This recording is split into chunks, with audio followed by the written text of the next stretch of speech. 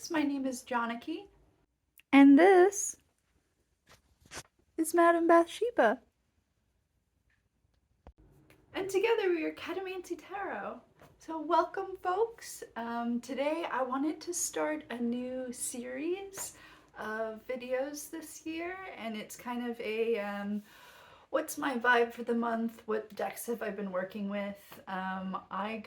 The thing that inspired this is I got a new basket.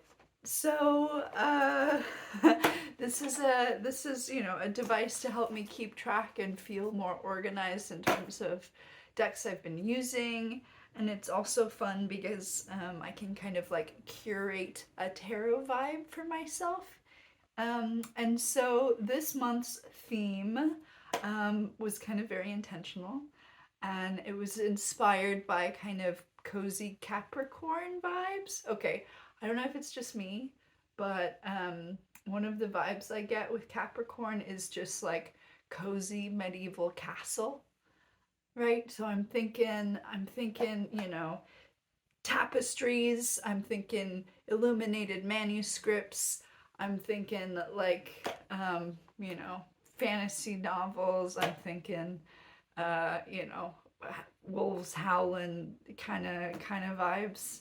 Maybe that's just me, but that's kind of what I've been going for. I feel like, yeah, that's the vibe, and I'm going to show you the decks that kind of have inspired that and that I've been working with.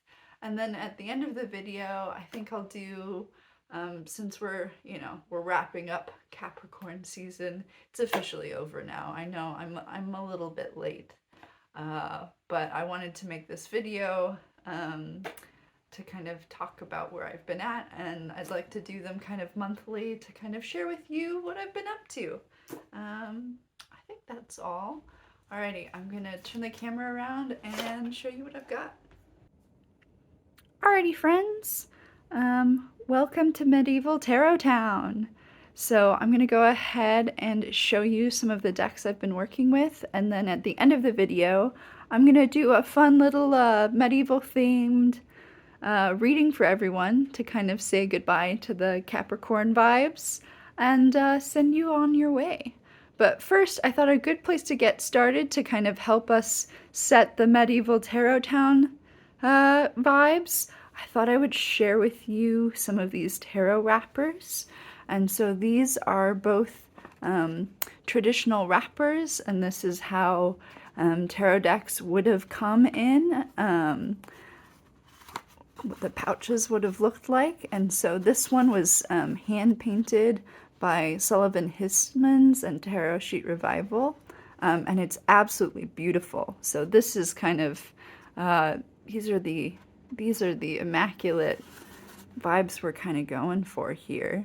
You can see all of that heraldry. Yes, I want the heraldry. I want the unicorns making friends with lions. I want the moon and the sun. Yes. And then this one is from Yves Renaud, who's another very well-loved contemporary historical deck creator. And so this wrapper is from the Claude Burdel Tarot. So I will be... Oh, this is what I want. A cornucopia full of playing cards? Yes, please. Funky lions, castles, crowns, shields. Yes, let's go. Let's go. So that's our heralds. That's our heralds for the to set the stage. All right, here. So I've got in my box. You can kind of see I got only just fits in frame, but that's a little spoiler for who we're gonna be looking at. But the deck I wanted to start off with showing you guys is one that made it into my favorites of 2022. This is the William Blake Tarot, and it's not, it's not technically medieval, to be sure, but it's got some biblical vibes. It's very, you know, let's see here. I've got the majors separated out here to show you guys, but it feels like it belongs in my castle. This is one of my favorite decks from last year, as you guys know. And it does have this kind of, you know, I don't know. It feels that even though it's, you know, it's very European, oh, I don't even know what to say about it other than that I strongly feel like it deserves to be here. And this is one of the decks that made me think about this vibe. It's very earthy. It's very, the color palette at least is very earthly. And then you have these like pseudo, you know, this kind of stuff where you have the funky critters. You know, we've got some sort of biblical quotes going on. We've got, you know, a little bit of good old-fashioned toil. So this deck is the one in my collection that kind of like inspired this. And so this deck, along with a little oracle deck that I picked up while I was in France in December, which is the Oracle Belline. This also definitely belongs in Medieval Tarot Town. This is 1845 it was first made, but as you can tell from the cards, the style is clearly trying to evoke or replicate or harken back to older woodcut block styles. And it's a, you can see all of the cards have a planetary correspondence and then a keyword in French. And so for example, all of these Jupiter cards are kind of thematically tied. Oh, look, look at this bat. Look at this bat carrying this rat. Okay, I don't read French, but luckily the guidebook is in English. So let's just look up number 21 here. What does our little mousy friend say? So we've got a quick look here. Theft, loss. This bat has stolen this rat. So this critter, this kind of silly stuff is what I love. What's been giving me deep and abiding joy. And so, Oracle Belline. And then those two decks kind of inspired me to make this third purchase. This is the Serpent and Peacock Tarot by Libra Moon. It comes in this like very fun tin. The tin, not medieval, but the deck, very much so.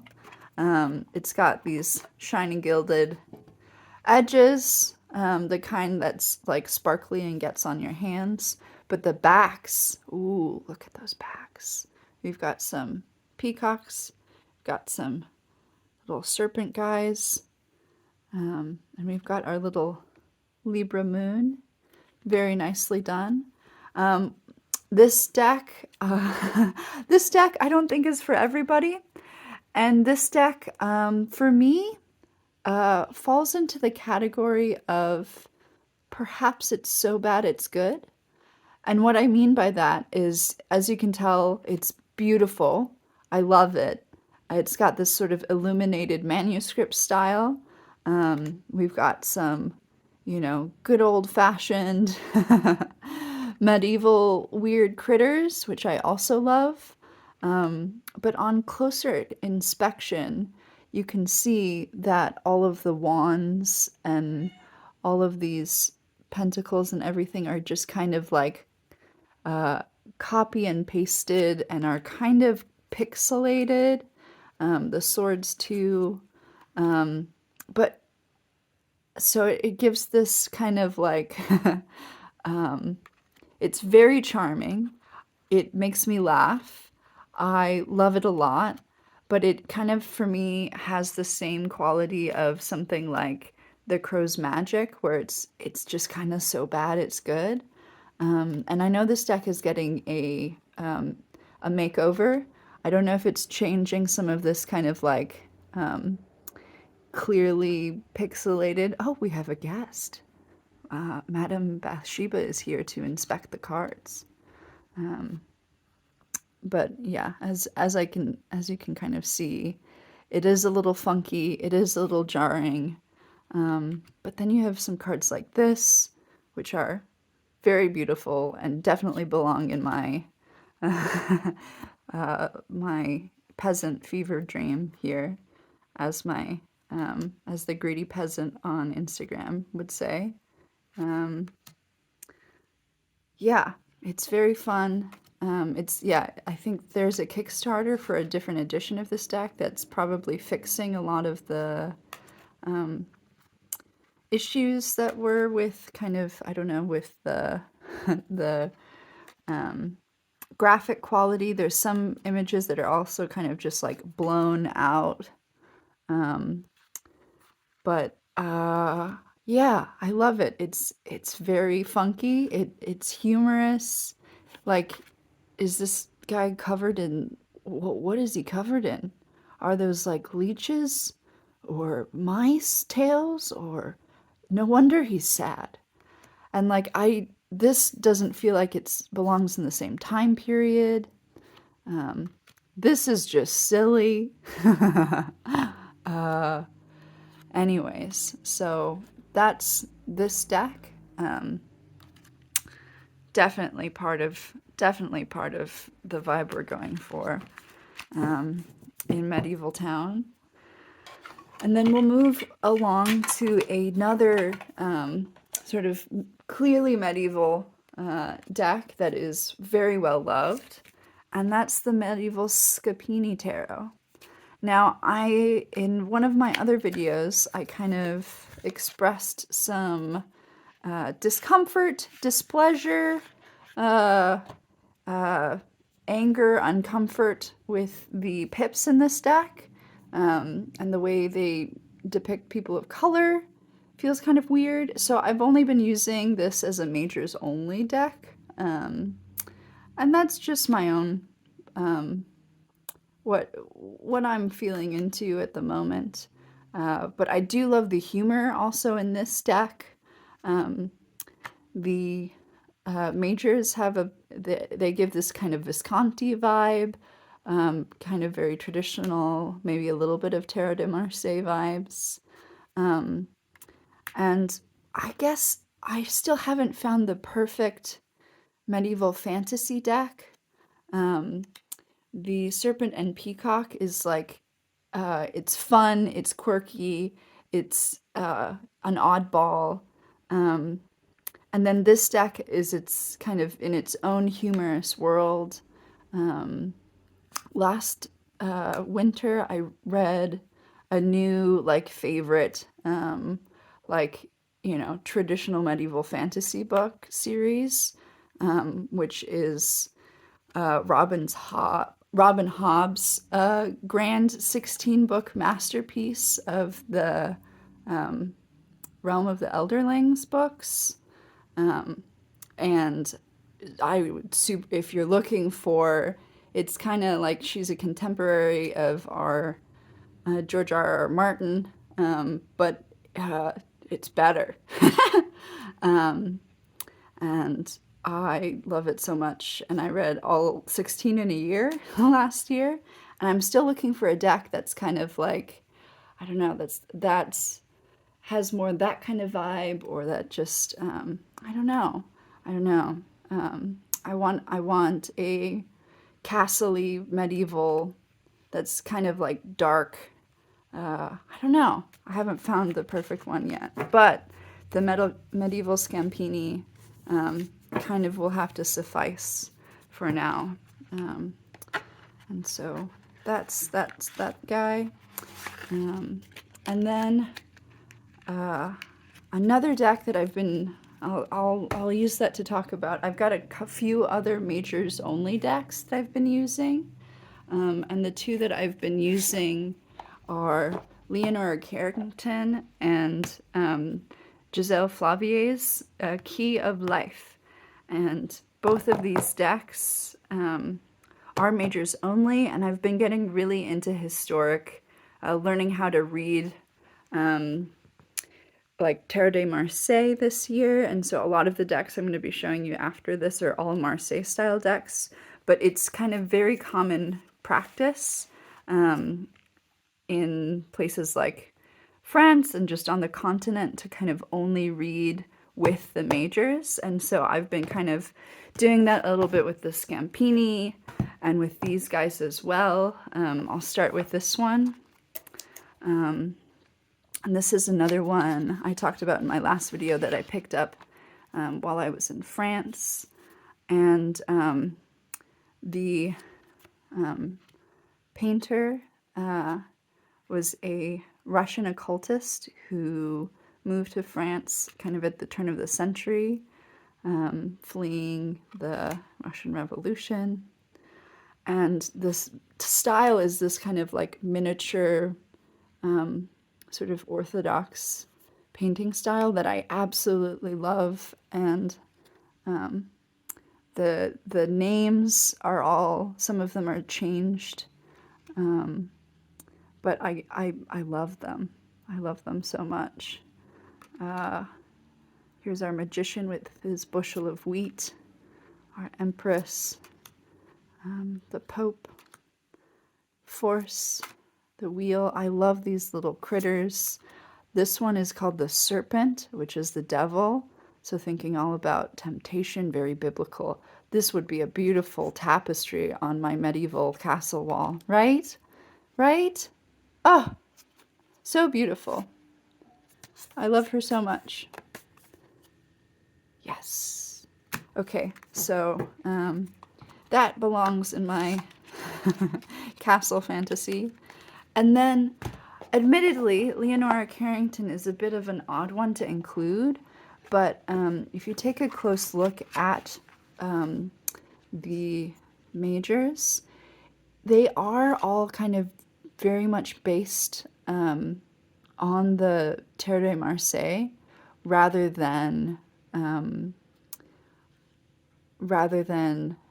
Pamela Coleman Smith work. And you can see, you know, she sticks with the Marseille numbers here with Justice at 8.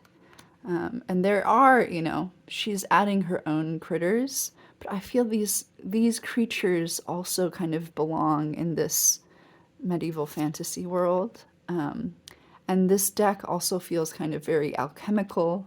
It feels very powerful. And for those reasons, it also kind of very much fits into this vibe. Yes. Okay. So those are the majors only decks I've been working with. And then I mentioned alchemy, and so the next 3 decks I'm going to show you are kind of alchemical, or I feel like they have an alchemical vibe. And the first one is this one, which is El Gran Tarot Esoterico, which is a very beloved deck from Fournier. The backs are beautiful, and oh, they match so well. Unintentional. But they also are very occult with their symbols, and also kind of very, very medieval, very symbolic. It's, you know, it makes me feel like I'm in an alchemist workshop trying to figure out these symbols. And this is a very weird one in that it's kind of based off of Pappus's minors. So you get these more kind of numerological figures on the minors, and some of the elemental attributions are different. So let's see. I know that you can see cups are meant to represent air. So you have all of the butterflies, and birds there, and then with swords are they're water, and so there's water on most of these sword cards, along with, you know, we got Scorpio, a reference to Scorpio, and Cancer with this 4. So these are just really fun to kind of have a crack at interpreting. And it's a very, very fascinating pip deck, and yeah, it totally belongs here. And then its friend is the Vitriolic Tarot by the Dark Exact. This is a even yet another majors only deck. I guess I'm using pretty much all of my majors only deck this month. And this one is very it's kind of sigil based. And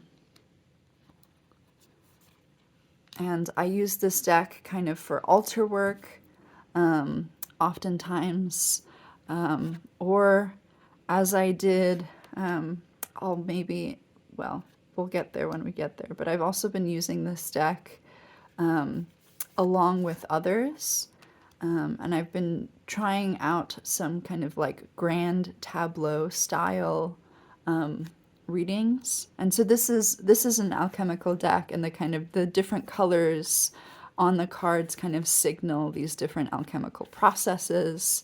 But I just love how graphic these cards are. And so I've been using this deck to kind of practice doing grand tableaus, and I'll show you a picture of this massive reading I did. But the way I'll kind of use it is that I will kind of lay them out sideways, and then I'll show you with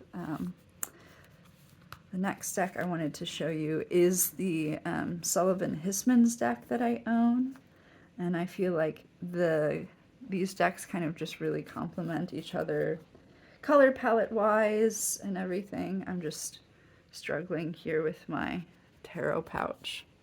Here we go. So I would do I did a grand tableau, so using all of the majors and laying these out. So these are still in order. So, you know, the way grand tableaus work, some people use it with Lenormand. You can also do it with the tarot majors, is like each of the positions will have a house, and then you'll go through and see which majors land in kind of which house. So like here, you know, in the house of the star, you would have the wheel. So maybe this kind of expansive idea of hope. And here, look at that, we have the moon landed on the moon's house. So that would be kind of very meaningful. You know, so that's super moon energy, right? Which, you know, is a vibe for sure. And then, you know, we would have the lovers landing in the position of judgment. So maybe kind of a next step you have to take is you have to make a big choice. So I've been playing around with stuff like that. I'll insert a picture of the big grand tableau that I did. And that was kind of a big year ahead spread. It took up like a whole carpet. I did it on the floor. And so that's one way in which I kind of have been playing around with these decks. So I'll go ahead and put this guy away so I can show you. This is the Sullivan Hismans deck. It came in this wrapper, which is absolutely beautiful, but not at all convenient. So I made a little bag pouch for him. And as I mentioned, I've separated out the majors. And I just think the greens in this deck, I think this is one of the most beautiful Marseille decks I have. This is the Dodal. I love the blacks, how kind of just like iconic this line work is, how bright the colors are. And then we can also see some of the pips. And the faces are so good. This is definitely one of my most beautiful Marseille decks, and And, you know, we're getting into the historic deck territory, so we're moving on from some kind of like more, you know, contemporary visions of what the medieval times would look like, and now we're getting into actual. I mean, when I'm also defining the medieval period loosely here, but this deck was, I think, originally printed in at the end of the 1600s.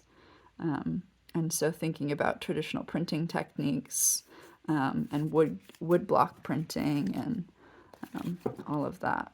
So that is this guy.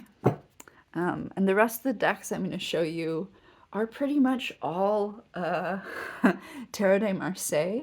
And it's not my whole collection, but I'll show you some of the ones that I've been really loving. And first off, I'm going to show you is I always think that the Noblet is kind of the little brother of the Dodal, because these are both type 1 Marseilles, so the older, like historically older, the original Tarot de Marseille decks. And so I picked up this one. This is a replica from Joseph Peterson. So I just got this from his Etsy, and it's just a little guy, a cute, cute little guy. And I've been really enjoying it. I am a fan of the historical reproduction decks.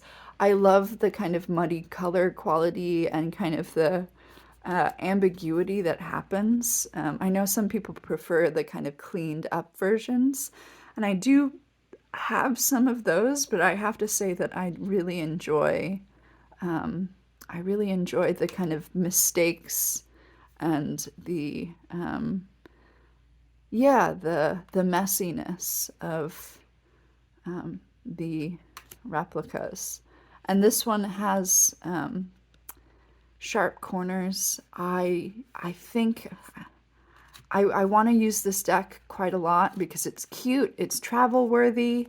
I can just throw it in a little bag. It can come with me. It shuffles really well. And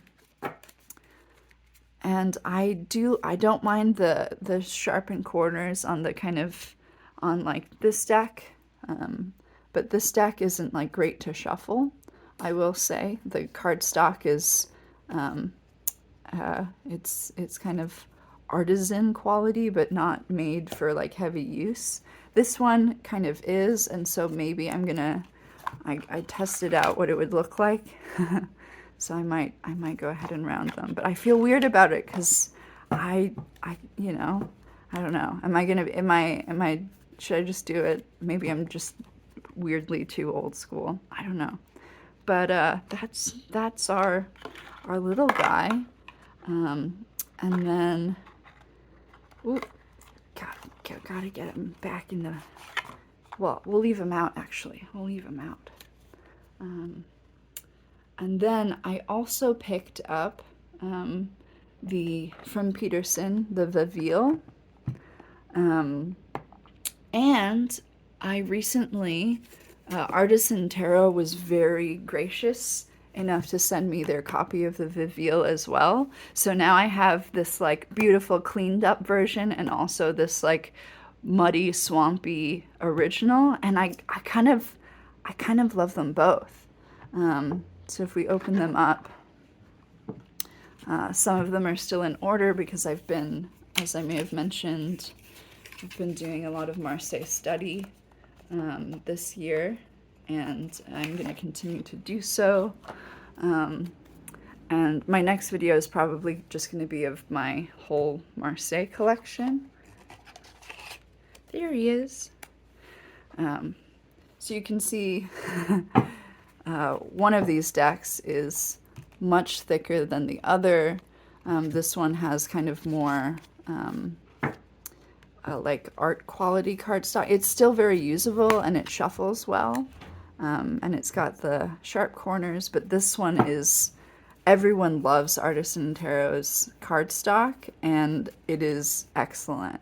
But you can see, I feel like both of these both of these fools belong in our tarot town. our medieval our medieval jester and our strange creature companion. But I have to say, I love both of these. I think Artisan did a really excellent job at just capturing the colors. Like you can see here, they're getting really good at doing this like gradient that happens when, you know, here you can kind of see that gradient happen when you have two colors sort of overlay each other that were just like part of the printing process. And I love that they're doing that. I think a lot of the reproduction decks that I've seen, or the sort of restored, clean decks I've seen, don't always have that same attention. But you can see they've really managed to capture both the sort of like delicate facial, let's see if that focuses, delicate like engravings here, as well as like also what are these like weird like baby pillars? What's going on there? I don't know, but I'm pretty sure this guy lives in medieval Tarot Town. So I might do a full, I don't need to do a full flip through for you here. We'll just end on the chariot. Because look at those faces of those weird horses. I don't know. I just love this kind of like, is it a horse? Is it a man? I don't know, but they definitely live in, medieval Tarot Town. Sorry, I just, uh, the like quirky, weird medieval vibes bring me great joy. If you haven't already figured that out, but I'm having a good time over here. And then kind of lastly, very quickly, I'll show you this. This is my all-time favorite #1 Marseille deck. I have had out. This is the Pionik Marseille, which is sort of a reproduction of the. It's like a Swiss German deck by Ignatius Krebs, I believe, but it has some of like the weirdest faces, and I love the colors, and it's kind of between a type 1 and a type 2, and I just love it. Wait, I have to find my favorite dude, because the Blue Lobster is kind of iconic for me. But this is our hermit, and so this is the hermit that I want at our abbey, running the, you know, the sort of cold, hiked up his scarf so his ears don't get warm, gotta go out in the cold, but wants to be warm by the fireside inside of the abbey. That's the kind of hermit that I want to believe lives in our medieval town here, in my cozy Capricorn winter fantasy. Last few, Artisan Tarot also sent me this, which is the Tarot of Ambiguities by Alejandra Rozan. And this is an incredible deck. I think I'm going to do a full walkthrough just of this one and review, because it's really quite something. So it reminds me a little bit of, I don't know if you've seen like the before or after tarot, or it's a kind of tarot deck that takes the traditional symbols and does like a mix up. So here we have our Fool, but instead of the dog at his heels, he is the Fool's is at the heel of this like creature, which is like somewhere between a dog and a cat. Some people think it's a lynx. And so for the whole, all of the majors are kind of playing with this kind of ambiguity and sort of mixing up the symbols, you know, with our angels down here now. And we see a return of the kind of like human faces with the horses. If we look at our hermit, he's holding he's holding his own head up, and the lamp is kind of in the position of his head. So it's, you know, getting some of your wisdom mixed up. But it's delightful and it's very well done. And the other thing to note is the suits have changed. So the swords have become the suit of hands, and you can see that play out in all of the minors. And then in French we have arms, so the Cavalier of Arms, which I think is a really interesting thing to think about. We've got our arms here, we've got our feet as wands, we've got hearts for cups, which I think this is incredible. I think that's beautiful. I love it so much. It works so well. I love the blood. I feel like this is also maybe everyone loves the Triumphi della Luna. I don't have it, but I think this does a similar thing for me. It's kind of dark, lots of blood, but I think it's really interesting. And it's also interesting to think about, you know, instead of swords, wands, cups, and coins, we have arms, legs, hearts, and head. So thinking about what is it that arms do, what is it that legs do, and then like the heart and the head. So I think it'll be a really fun one to read.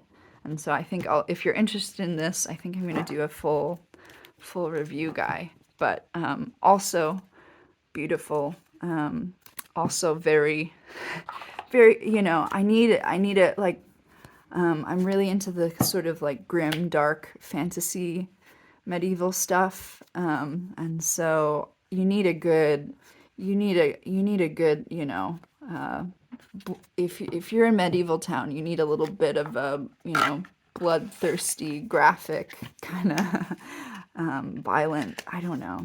So that's that guy. And then the last one is the Claude Burdel. And this one, I think of all of my Marseille decks, I think this deck has the finest line work.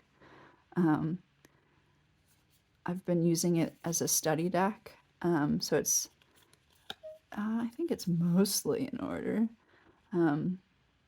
But yeah, as you can see, I think this deck is absolutely beautiful, and the engraving, or the wood cuts rather, I think it's probably the best example. I'm going to show you like that face in the sun there. I think it's so beautiful, and I think all of the extra sort of scroll work and embellishment here really bring a lot of kind of flavor.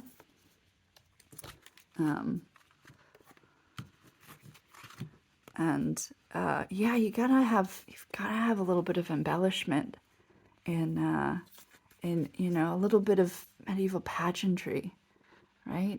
A little bit of sumptuousness, a little bit of, you know, some flowers in your hair.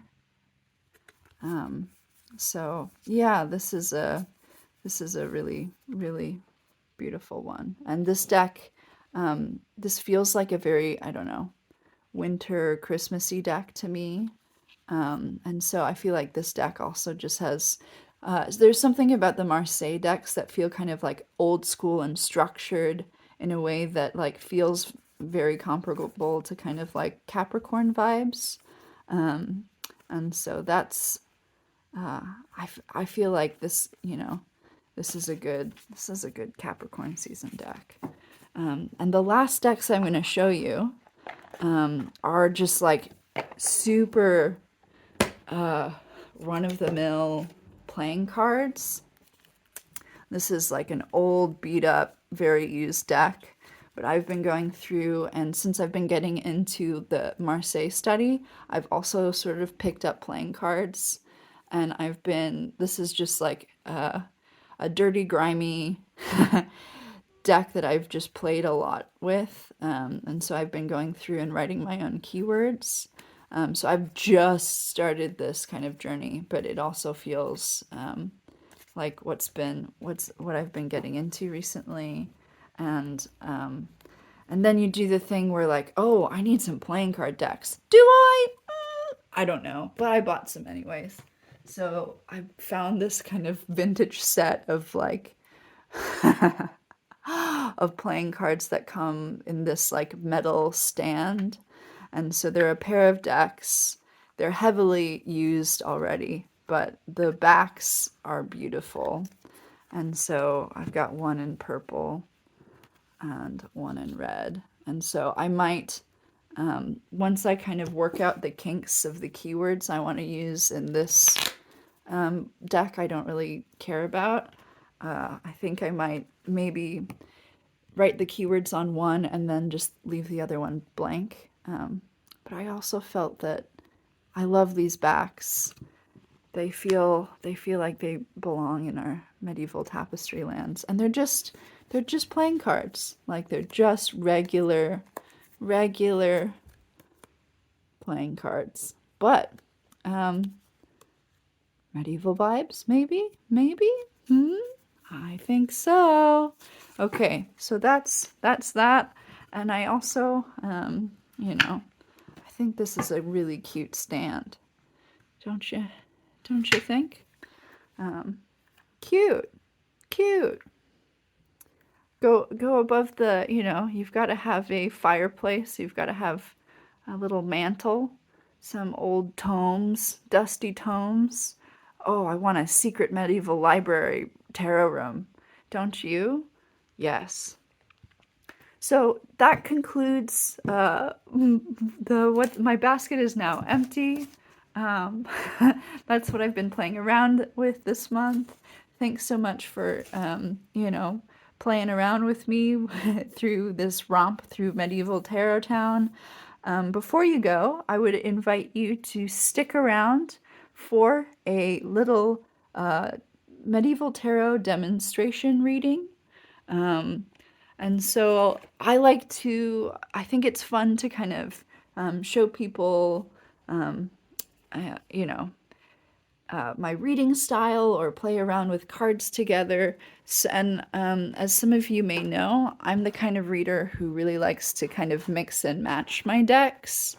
And so we're going to do a little reading with these decks.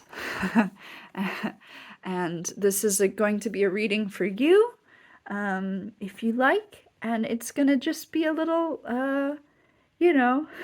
not quite a pick a pile reading, but just an invitation to kind of think through what, Capricorn is. We start off the year with Capricorn, so it feels like this kind of, it can be this like kind of intense planning.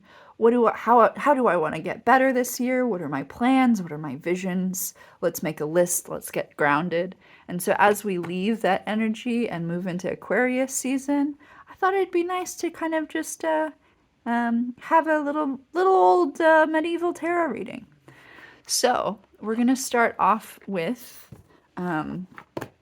our Serpent and the Peacock Tarot, and we're just gonna draw 2 cards from this.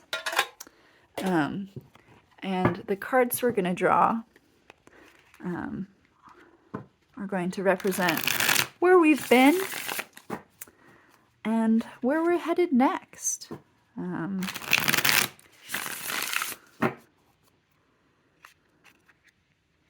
On our, with the medieval times, we have the idea of the quest. Which has its own tropes and foibles, and so maybe we're starting off on a quest this year. Maybe we're trying to conquer something, leave something behind, but we're gonna go ahead and see what that is. So this is where we've been. This is where we're heading. And then we're also going to draw from our Oracle Belline here. And we're going to just draw some clarifiers. So I hardly ever like to interpret single cards. I feel like when you have a combo, suddenly so many more kind of possibilities kind of show up. And so that's kind of why I like to do that. So hopefully, you know, I'm in cold Michigan, so hopefully you're somewhere warm. Maybe you've got a cup of tea. Maybe you've got a blanket and a cat. That would be nice. So we're going to put that there. And then, so we've got where we're at and where we're heading, but often the problem that happens when we've got, you know, we've got a destination in mind of where we're headed. The problem can be how do you get there? How do you get from point A to point B? And so I'm going ahead and shuffling this little guy to kind of help us think about how to bridge these two. So a little bit of advice on how to get where we're headed.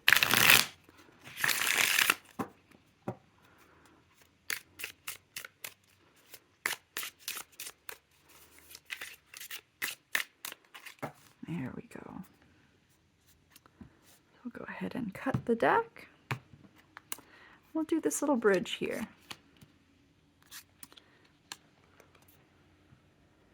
And we're leaving this space open because this guy's going to come and we're going to pick a card from him soon, but not quite yet. Not quite yet. So let's flip over. Let's see where we're at now. Ooh, Page of Swords. And we have sorry, not in frame. This is our Page of Swords, and we have Le Hazard. So let's go ahead and look that up in our tiny little red oracle book. Gotta consult the oracle. Number 44. So that translates as chance. Ooh, that's very Jupiterian. Number 44. So this, 44, here we have the Wheel of Fortune, chance, luck, the game, speculations, and opportunity. So we're this, you know, chimera. We've got lots of different parts of ourselves that we've been putting together. Maybe we're feeling like, you know, we're just a little bit cobbled together at the moment. But we've got this, you know, I like to see the pages as holding the ace. So we've got this big idea, this big plan of where we'd like to go. And with the Jupiter energy, it's this energy of expansion. It's this energy of chance, of luck, of speculation. So we're sitting here feeling like, you know, we're just what we've managed to put ourselves together. We're looking pretty good. I don't know if this is exactly your standards of beauty, but I certainly feel like a patchwork sometimes. And we're having this moment where we're just, you know, gazing out, trying to plan, trying to implement all of our ideas that we might have for the new year. So that's where we're at, but let's take a look at where we're heading. Ooh, we've got the Seven of Cups and even more vessels. Wow, look at all those vessels. We're heading into some place that has an abundance of vessels. Perhaps our thirsts will be quenched. So this is our Seven of Cups here, which is all about, I think this card represents our medieval fever dream beautifully here, I think. Let's take a look. Let's take a look at our oracle here. And let's look up number 30. So number 30 is the table. I could have told you that because it says la table. And let's take a look at those meanings here. So we have the amphora. I don't know what that is, but it sounds fun. The table, invitation, parties, banquets, society life, going out. Ooh, I love that for us. So maybe, the vessel is kind of this big symbol of, think of the medieval banquet. So maybe we're heading to a place where there's more seats at the table, there's more plenty, there's more, beverages to be shared. We've got this kind of very Venusian energy here, and the seven. If you do like Hermetic Kabbalah, seven is the number of Netzach, which also brings us back to Venus. So very Venusian. So maybe that's where we're headed. Maybe I'll see you guys at a medieval banquet hall. So maybe this is a year where we're trying to get a seat at some kind of table, trying to create community for ourselves in different ways. This is also kind of a very dreamlike quality. So maybe the Seven of Cups always has this kind of like utopian what if kind of energy. So yeah, let's see. How do we go from, feeling a little bit cobbled together, a little bit not all there, to getting a seat at the table here? So let's see here. Ooh, we've got the Empress. Ooh, we've got Death. Oh, and we have the Queen of Cups.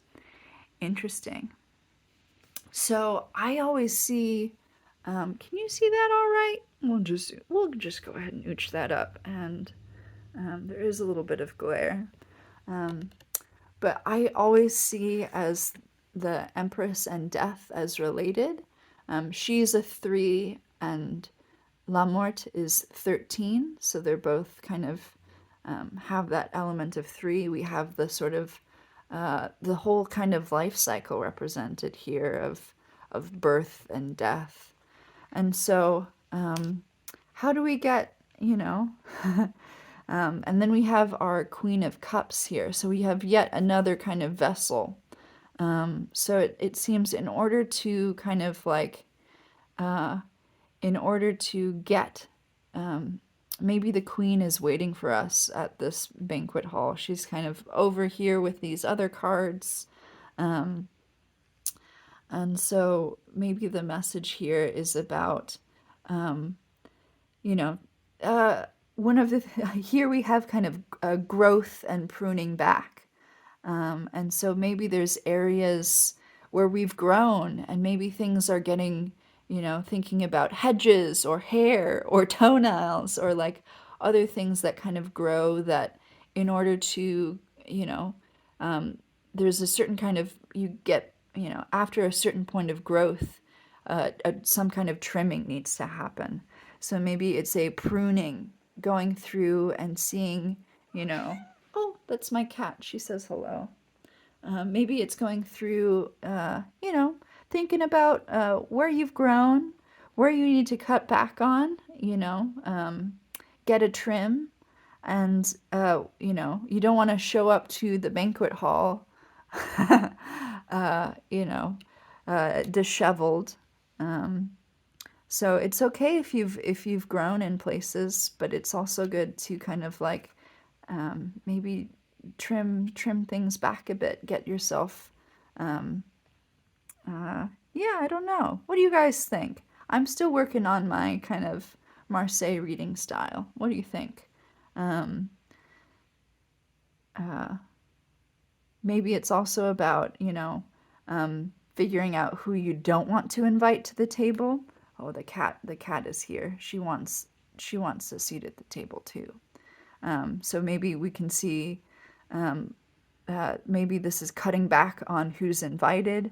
The Empress doesn't seem very stoked here, whereas perhaps our Queen is a lot more inviting.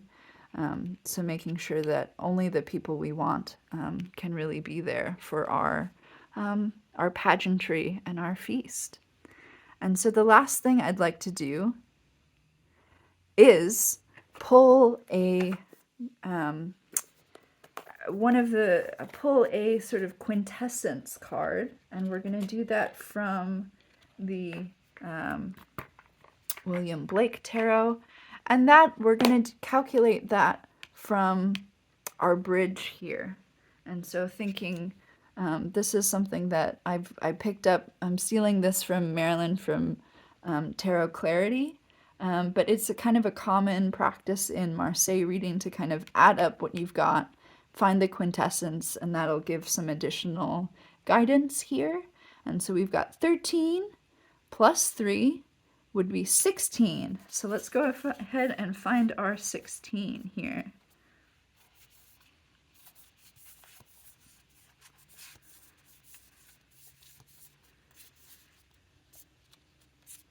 All right, so we've got lightning. Ooh, look at this.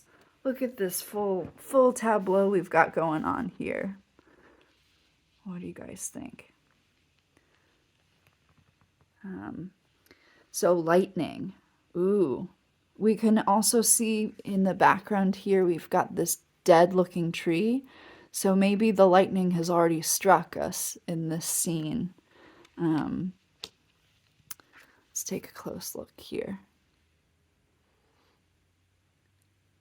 Yeah, so I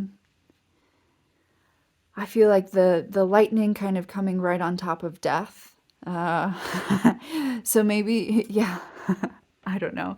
Perhaps this is, I've been drawing this card a lot recently, so perhaps that's just a me thing.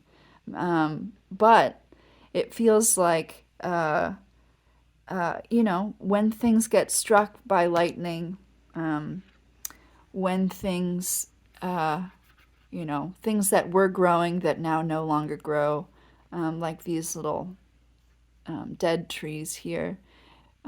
Maybe it's time to kind of figure out what's laying around that is vestiges of things we don't need anymore, and do a little bit of housekeeping. But lightning, along with kind of incinerating things, it's also kind of a beacon of energy, even if it is destruction. And instead of, you know, the tower here, we just get the word lightning.